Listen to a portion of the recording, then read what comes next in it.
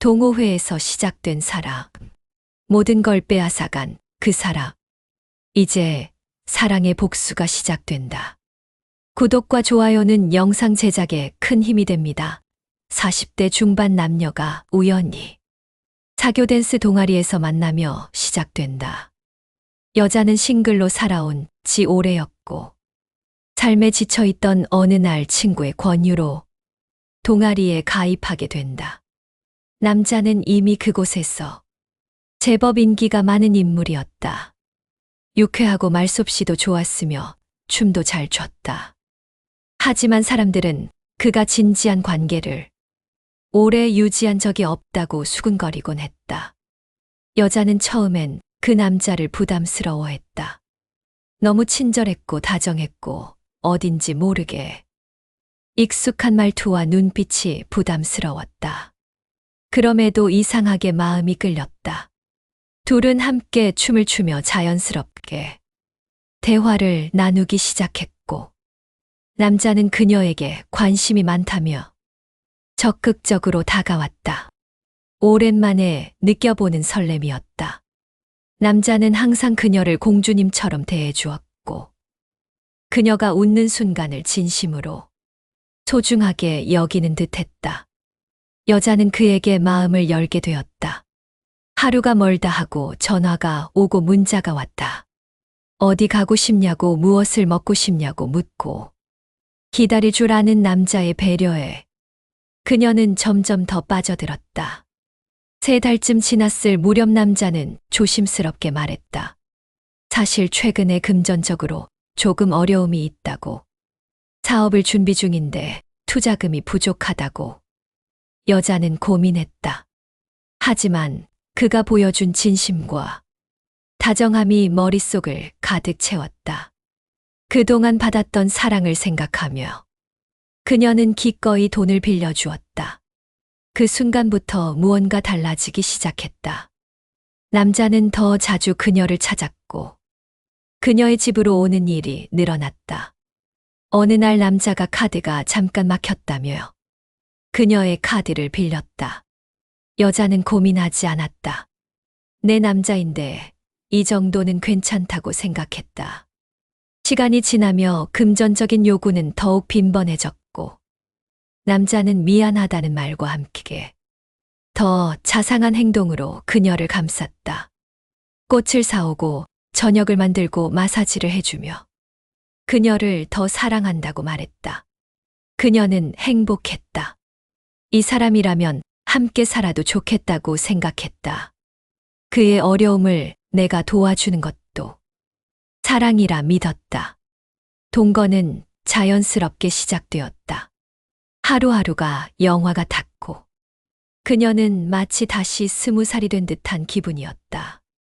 하지만 어느 날부터인가 남자는 집을 자주 비우기 시작했다. 이유는 항상 바쁘다는 것이었다. 사업이 잘 되어가고 있다는 말에 그녀는 안심했다. 그러나 그의 전화는 점점 짧아졌고 문자는 답장이 늦어졌다. 하루 종일 연락이 닿지 않는 날도 생겼다. 친구들은 그녀에게 조심하라고 말했다. 너무 쉽게 마음을 주는 것 아니냐고. 하지만 그녀는 사랑을 믿었다. 그가 보여준 따뜻함을 믿었다. 그는 다시 돌아왔고 눈물을 보이며 미안하다고 말했다. 그러곤 다시 카드를 요구했고 그녀는 다시 내어주었다. 그녀는 점점 감정적으로도 그에게 의지하게 되었다. 어릴 적 외롭고 사랑받지 못했던 기억이 그 남자의 손길 속에서 위로받는 듯했다. 그는 모든 걸 알아주는 사람처럼 행동했고 그녀는 더 빠져들 수밖에 없었다. 어느덧 그녀의 통장은 비어갔다. 신용카드도 할부로 가득 찼고 심지어는 보험을 해지해 현금을 마련하기까지 했다. 주변에서 경고가 끊이지 않았다. 그러나 그녀는 눈을 감았다. 사랑은 계산하지 않는다고 믿었기 때문이다. 남자는 계속해서 그녀를 달콤하게 감쌌다. 함께 미래를 그리자고 말했고 결혼 이야기까지 꺼냈다. 그녀는 믿었다. 이 사랑이 진짜라고 믿었다. 그리고 그 사랑을 지키기 위해 더 많은 것을 내어주었다. 그녀는 몰랐다.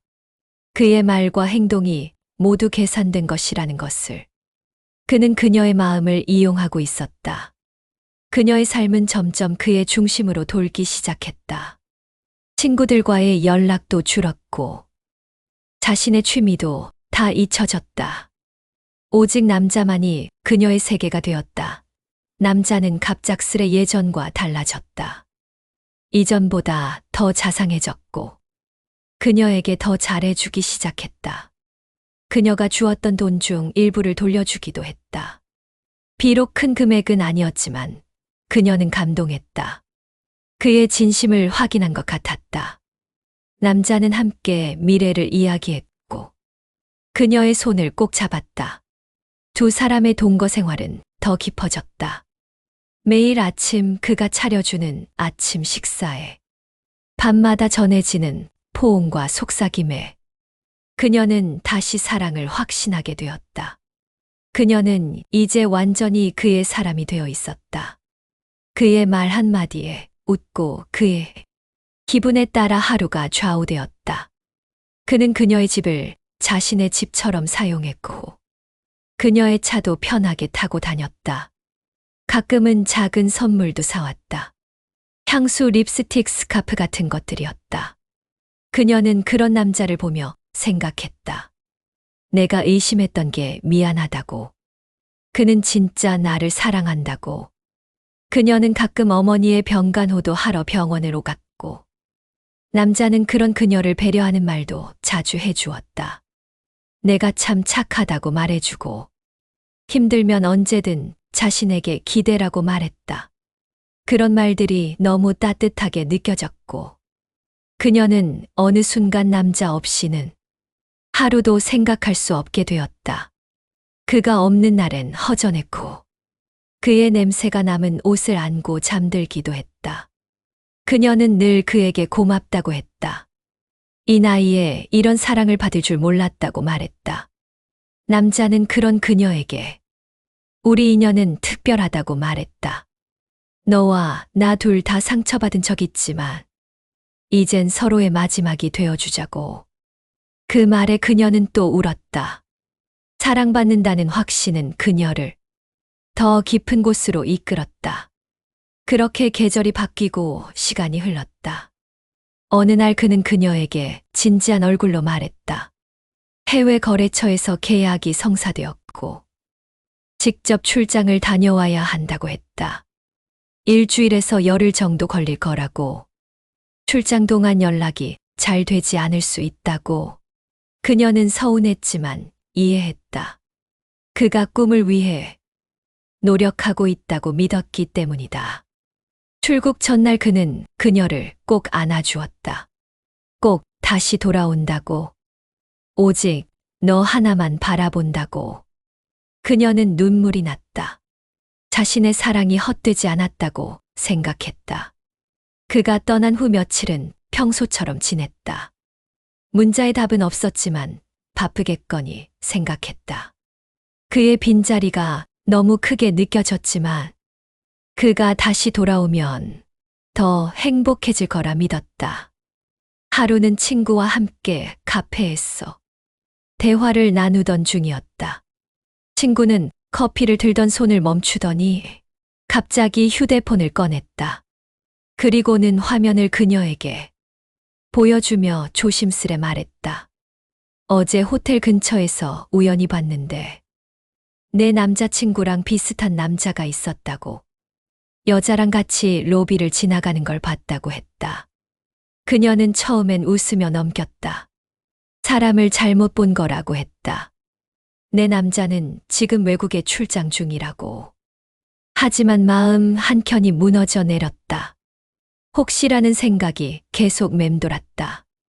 이후 남자의 연락은 계속 두절되었고 그녀는 점점 더 불안해졌다. 하루 이틀이 지나고 그는 짧은 문자 하나를 보냈다. 잘 도착했다며 바쁘다고. 다녀오면 연락하겠다고. 그 문자 하나에 그녀는 또 안심했다. 역시 내가 괜한 의심을 했구나 하고. 하지만 다음 날 또 다른 친구에게 연락이 왔다. SNS에서 본 사진 하나를 보여주며 물었다. 이 남자 너 남자친구 아니냐고. 그녀는 휴대폰 화면을 확인한 순간 숨이 멎을 뻔했다. 사진 속 남자는 바로 그녀가 사랑하는 사람이었다. 다정하게 다른 여자와 앉아 커피를 마시고 있었다. 그가 출장 간다고 떠난 그 시간에 그녀는 그날 밤 한숨도 자지 못했다. 머릿속이 뒤죽박죽이었다. 이건 무슨 상황일까? 그가 나에게 거짓말을 한 걸까? 그동안의 사랑은 다 뭐였을까? 다음 날 그녀는 그에게 문자를 보냈다. 간단한 안부 인사와 함께 언제 돌아오냐고 물었다. 답장은 없었다. 하루, 이틀, 사흘. 시간은 흐르고 연락은 없었다. 그녀는 전화를 걸었다. 신호는 가지만 받지 않았다. 불안함은 분노로 바뀌었다. 정말 나를 속였던 걸까? 그녀는 과거를 하나하나 떠올리기 시작했다. 돈을 요구하던 모습, 카드를 자연스럽게 가져가던 순간, 사소한 거짓말들, 모든 퍼즐이 맞춰지기 시작했다. 그리고 또 하나의 생각이 떠올랐다. 혹시 나 말고도 다른 여자들이 있었던 건 아닐까? 그녀는 더 이상 침묵할 수 없었다. 확인해야겠다고 마음먹었다. 지금까지 그를 향해 품었던 사랑이 어쩌면 환상이었을지도 모른다는 사실이 그녀를 너무 아프게 했다. 그의 실체를 마주할 준비를 하기 시작했다. 남자는 마치 아무 일도 없었던 것처럼 돌아왔다. 피곤한 얼굴로 캐리어를 끌며 그녀의 집 현관을 열고 들어왔다. 많이 기다렸지. 출장 내내 정신이 하나도 없었어. 그는 그대로 그녀를 껴안았고 그녀는 아무 말도 하지 않았다. 가슴 속에는 산더미 같은 의심이 쌓여 있었지만 얼굴에는 미소를 지었다. 고생 많았지. 밥 먹었어. 그녀는 그가 앉자마자 따뜻한 국을 데워 식탁에 올렸다. 남자는 맛있다며 밥을 먹었고 이따가 짐을 풀겠다고 말했다. 그리고 저녁 내내 해외에서의 에피소드를 마치 영화처럼 생생히 풀어놓았다. 거래처 대표가 너무 까다로웠어. 진이 다 빠졌어. 그래도 잘 마무리하고 왔어. 호텔은 좀 별로였는데 주변의 카페가 괜찮더라고. 그녀는 조용히 고개를 끄덕이며 그의 이야기를 들었다. 고개를 끄덕이는 동안도 그녀의 머릿속엔 수많은 질문이 떠올랐다. 그 카페에서 본 여자는 누구였을까? 호텔에서 찍힌 사진은 어떤 의미일까? 정말 출장 갔던 게 맞을까? 하지만 지금은 묻지 않기로 했다. 확실한 증거가 없는 이상 그를 밀어내면 진실을 더 파악할 수 없다고 판단했다. 그녀는 다시 예전처럼 그에게 따뜻하게 굴었다. 아무렇지 않게 생활을 이어갔다. 그가 피곤하다고 하면 안마도 해주었고 그가 좋아하는 요리를 정성스럽게 차려주었다. 하지만 그녀는 이전의 그녀가 아니었다. 밤마다 그는 피곤하다는 이유로 휴대폰을 거실에 놓고 들어갔고 그녀는 조용히 그 휴대폰을 들여다보기 시작했다. 비밀번호는 여전히 같았다. 그녀는 먼저 통화 기록을 확인했다. 출장 중이라던 기간 동안 국내 번호들과 수차례 통화한 흔적이 있었다. 특히 반복적으로 등장하는 번호 하나가 눈에 띄었다. 그녀는 그 번호를 따로 저장했다. 다음은 문자 메시지였다. 그는 평소 문자를 자주 지우는 습관이 있었지만 가끔은 지우지 못한 흔적이 남았다. 그 중 하나는 그날 호텔에서 나랑 있었던 거 들켰나 봐 조심해. 라는 문장이었다. 그녀는 그 문장을 스크린샷 찍고 조용히 지웠다. 그리고 그 번호로 따로 메시지를 보내보기로 했다. 낯선 여성처럼 자연스럽게. 혹시 지난주에 호텔에서 봤던 분 맞으시죠? 답장이 오기까지는 몇 시간이 걸렸다. 답장은 짧았다. 누구시죠? 그녀는 다시 답장을 보냈다. 저도 그 남자와 만난 적 있어서요. 그냥 궁금했어요. 그 이후 그 번호로부터 더 이상 답장이 오지 않았다. 그녀는 그게 더 확신으로 다가왔다. 며칠 뒤 그는 갑자기 그녀에게 말없이 외출을 했다. 옷차림은 정장이었고 향수 냄새가 진했다. 그녀는 몰래 뒤따랐다. 택시를 타고 간 곳은 강남의 한 레스토랑이었다. 그가 들어간 자리에는 한 여자가 먼저 와 있었다. 그녀는 차창 너머로 두 사람이 마주 앉아 웃는 모습을 지켜보았다. 그 남자의 표정은 따뜻했고 손짓은 다정했다. 그녀에게 했던 것과 똑같았다. 그녀는 멀리서 사진을 찍었다. 확실한 증거가 하나 더 필요했다. 그날 밤 그는 늦게 들어왔다. 술 냄새를 풍기며 들어온 그는 아무 일 없던 듯 웃었다. 오늘 거래처 사람 만났어. 술 한잔 했지. 그녀는 아무 말 없이 수건을 건네며 씻으라고 했다. 그의 옷에 묻은 립스틱. 자국은 조명 아래 선명했다. 그녀는 그가 샤워를 하는 동안 옷을 세탁기에 넣기 전에 사진을 찍어두었다. 그녀는 이제 거의 모든 조각을 맞췄다. 하지만 아직 더 필요했다. 그가 다른 여성과 어떤 관계인지 정확히 알아야 했다. 그녀는 사설 탐정을 의뢰했다. 그가 누구를 만나고 있는지, 어떤 여성들과 관계를 맺고 있는지. 며칠 뒤 탐정은 자료를 전달해 왔다. 그 남자는 동시에 3명의 여성과 관계를 유지하고 있었다.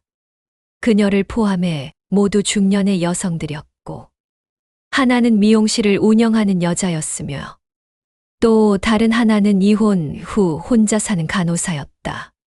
모두에게 같은 말을 하고 있었다. 결혼하고 싶다. 너만을 사랑한다. 미래를 함께하자. 그리고 모두에게 돈을 빌리고 있었다.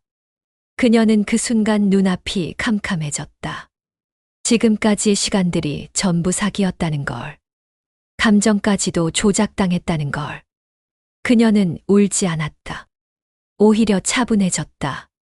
마침내 진실을 마주했기 때문이었다. 이제 남은 건 선택뿐이었다. 그녀는 조용히 그의 옆에 앉아 예전처럼 따뜻한 얼굴로 웃었다. 그리고 마지막 한 가지를 더 준비하기로 했다. 여자는 모든 진실을 알게 되었을 때 눈앞이 캄캄해졌다. 그가 얼마나 정교하게 거짓말을 해왔는지, 그동안 자신이 얼마나 쉽게 속았는지, 모든 기억이 하나씩 퍼즐처럼 떠올랐다. 화가 났다. 분노가 치밀었고, 당장이라도 그 남자를 붙잡고 따지고 싶었다. 하지만 그녀는 멈췄다. 감정을 앞세우면 아무것도 얻지 못한다는 걸 알았다. 지금까지 자신이 준 돈, 신용카드를 사용해 쓴 금액, 일상에서 그에게 들인 시간과 정성까지 모두 배신으로 돌아온 사실이 그녀를 더욱 냉정하게 만들었다. 그녀는 다짐했다. 지금 이대로는 끝낼 수 없다고. 그에게서 받아낼 수 있는 건 모두 받아내고 가장 아픈 방식으로 그에게 복수를 하리라.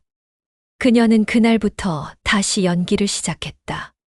그를 전적으로 믿고 사랑하는 여자처럼, 아무것도 모르는 사람처럼 행동했다. 그는 여전히 태연했다. 출근을 핑계로 외출했고, 때로는 그녀에게 선물도 사왔다. 그녀는 그럴수록 더 잘해주는 척했다. 그리고 어느 날 저녁, 진지한 얼굴로 말을 꺼냈다. 오빠, 나 요즘 너무 힘들어. 그는 놀란 얼굴로 물었다. 왜 무슨 일 있어? 엄마 병원비가 너무 많이 나와서. 병원비가 갑자기 더 많이 나와서. 당장 몇백만 원이 필요해. 그녀는 최대한 초조한 얼굴을 지었다. 남자는 조용히 그녀를 바라보았다. 그리고 말했다. 그래, 내가 어떻게든 해볼게. 며칠만 시간 줘. 그녀는 속으로 비웃고 있었지만 겉으로는 눈물까지 글썽이며 고개를 끄덕였다. 며칠 뒤 그는 300만 원을 그녀에게 건넸다. 그녀는 웃으며 말했다. 오빠, 너무 고마워. 역시 오빠밖에 없어. 그 순간 그녀는 확신했다. 이제 그도 자신에게 속기 시작했다고. 그 후에도 그녀는 단계적으로 돈을 요구했다. 집주인의 전세금, 인상 요구, 자동차 수리비, 형제의 급한 상황 등 이야기를 만들고 조용히 접근했다. 남자는 부담스러워하면서도 자신이 들킨 걸 모른 채 돈을 조금씩 건넸다.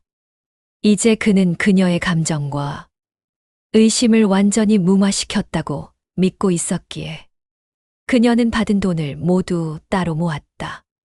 하나하나 날짜별로 기록을 남겼다. 입금 내역 문자 캡처도 빠짐없이 저장했다.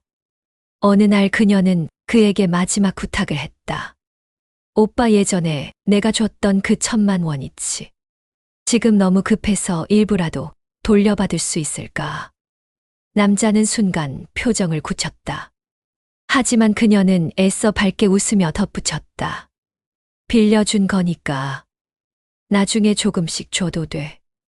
그는 말없이 고개를 끄덕였다. 그리고 며칠 뒤 200만 원을 입금했다. 그녀는 그 순간을 기다리고 있었다.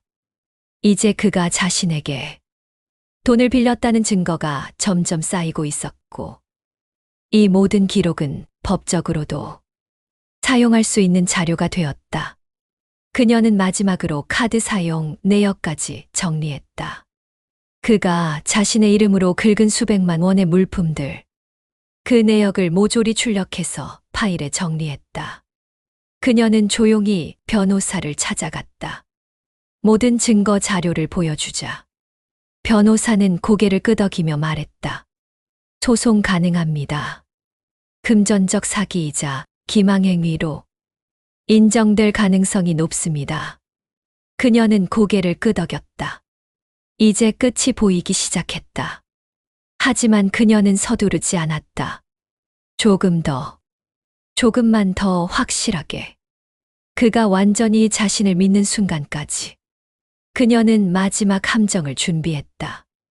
여자는 모든 것을 바쳤다. 믿었고 사랑했고 기꺼이 자신의 시간과 마음과 돈을 그에게 쏟았다. 하지만 돌아온 건 끔찍한 배신이었다. 한동안 밤을 새워 울고 화를 내고 스스로를 원망하기도 했다. 왜 몰랐을까? 왜 믿었을까? 하지만 이제는 달랐다. 그의 모든 행위를 똑똑히 알게 된 이상 감정에만 머물 순 없었다. 그녀는 다짐했다. 반드시 법적으로 처벌받게 만들고 자신이 입은 금전적 피해를 끝까지 돌려받을 것이라고.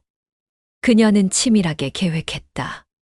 이미 그에게 받은 금액도 있었지만 더 많은 증거를 쌓기 위해 상황을 연출했다. 어느 날 그는 무심코 말했다. 우리 처음 만난 날이 곧 다가오네. 그날 뭐 하고 싶어? 그녀는 조용히 웃었다. 그날은 정말 특별한 날이니까. 호텔에서 하루 보내자. 최고급으로. 그는 잠시 당황했지만 그녀가 행복해하는 얼굴에 결국 고개를 끄덕였다. 그녀는 말했다. 그러면 오빠 카드 좀 줘. 예약하고 정리할게. 그는 아무 의심 없이 카드를 건넸다. 그녀는 바로 최고급 호텔의 스위트룸을 예약했다. 가장 비싼 방, 가장 비싼 코스 요리, 룸서비스까지 추가하며 몇백만 원의 금액을 결제했다. 그리고 당일 그녀는 먼저 호텔에 도착해 세팅을 마친 뒤 그동안 남자가 만나온 다른 여자들에게 전화를 걸었다. 안녕하세요. 혹시 모모 씨 아세요? 저도 그 사람에게 돈을 주고 동거까지 했던 사람이에요. 놀란 여성들은 하나둘 그녀의 연락에 반응했다. 어떤 이는 울면서 사실을 고백했고 어떤 이는 이미 의심하고 있었다며 분노했다. 그녀는 그들에게 모든 증거를 보여주고 호텔에서의 모임을 제안했다. 그날 밤 남자는 호텔 스위트룸에 도착했다. 자기야, 나왔어. 그러나 방 안에는 아무도 없었다. 대신 식탁 위에는 호화로운 음식이 가득했고 테이블 한가운데엔 그녀가 쓴 편지 한 장이 놓여 있었다. 이건 당신이 날 속이고 이용한 값이야. 카드 결제는 정당한 대가니까 취소하지 마. 그리고 조금 뒤에 진짜 선물이 도착할 거야. 남자가 편지를 읽고 멍하니 서 있던 그때 노크 소리와 함께 호텔 직원이 문을 열었다. 그 뒤로 들어온 건 과거 그가 만났던 수많은 여성들이었다. 여자친구라 불렀던 이들, 돈을 빌려줬던 이들, 정신적으로 상처 입은 이들. 처음엔 모두 서로를 경계했지만 곧 그녀가 공개한 호텔 CCTV 영상과 모든 자료를 보고 나서는 분노는 하나로 합쳐졌다. 남자는 몰려든 여자들의 질타를 피하지 못했다. 거짓말로 관계를 이어갔던 사실이 밝혀지며 그는 얼굴을 들지 못했고 누군가는 뺨을 때렸고 누군가는 물을 끼얹었고 누군가는 오열했다. 호텔 스위트룸은 아수라장이 되었고 남자는 그 자리에 주저앉아 아무 말도 하지 못했다. 여자는 이미 그 자리를 떠난 뒤였다. 그 모든 광경을 지켜보며 조용히 미소를 지었다. 며칠 뒤 그녀는 그날 모였던 여성들과 단톡방을 만들었다. 모두가 공통된 피해자였기에 그들끼리의 연대는 곧 힘이 되었다.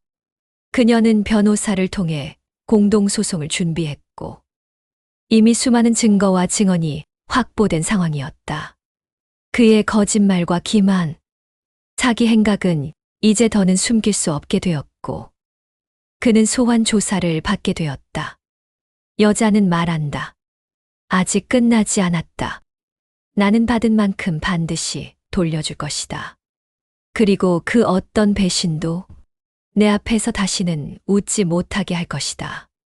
감사합니다. 구독과 좋아요는 영상 제작에 큰 힘이 됩니다.